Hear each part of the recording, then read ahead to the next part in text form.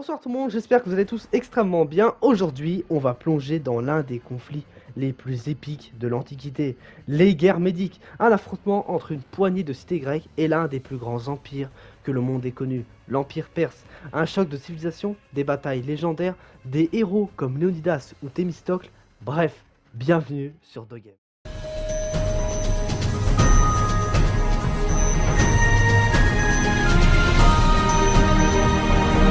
Pour comprendre les guerres médiques, il faut d'abord remettre les choses dans leur contexte.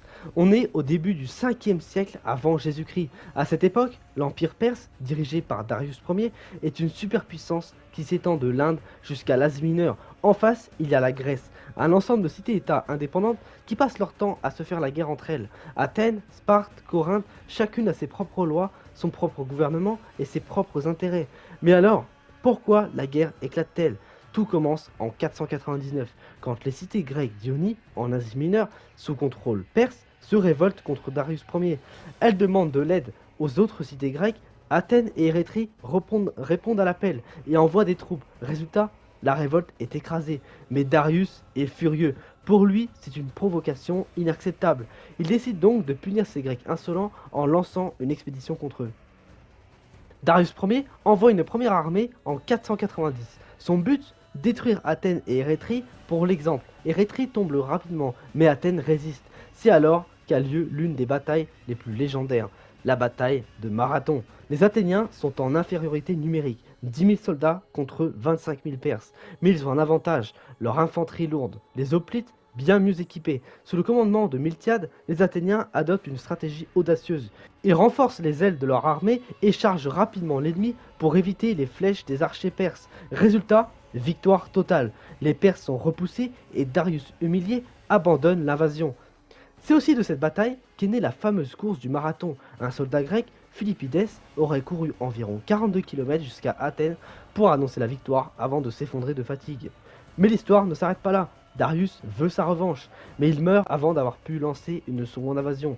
Son fils, Xerxès Ier, prend la relève et prépare une expédition encore plus massive. En 480 avant Jésus-Christ, Xerxès arrive avec une armée gigantesque. Certains parlent de plusieurs millions de soldats, même si c'est sûrement exagéré, mais une chose est sûre, les Perses sont en surnombre. Cette fois, les cités grecques comprennent qu'elles doivent s'unir. Une alliance se forme autour d'Athènes et de Sparte. Deux batailles marquent ce conflit, les Thermopyles et Salamine. La bataille des Thermopyles, c'est un moment clé de l'histoire grecque. Pour ralentir l'armée perse, le roi spartiate Léonidas Ier décide de défendre un passage étroit, les Thermopyles, avec 300 Spartiates et quelques milliers d'autres Grecs. Ils bloquent l'avancée de Xerxès pendant plusieurs jours. Les Perses, malgré leur supériorité numérique, subissent de très lourdes pertes. Mais un traître, Éphialtès, révèle aux Perses un chemin secret pour contourner les Grecs. Léonidas et ses hommes refusent de fuir et combattent jusqu'à la mort. Leur sacrifice devient un symbole de la résistance grecque. La bataille de Salamine. Après la chute des Thermopyles, les Perses avancent et incendient Athènes. Mais les Athéniens avaient anticipé et évacué la ville. Sous la direction de Thémistocle, ils attirent la flotte perse dans le détroit de Salamine. Erreur fatale pour Xerxès. Ces navires sont nombreux, mais très peu maniables. Face à eux, les trirèmes grecs, plus rapides, prennent l'avantage. Résultat, victoire écrasante des Grecs.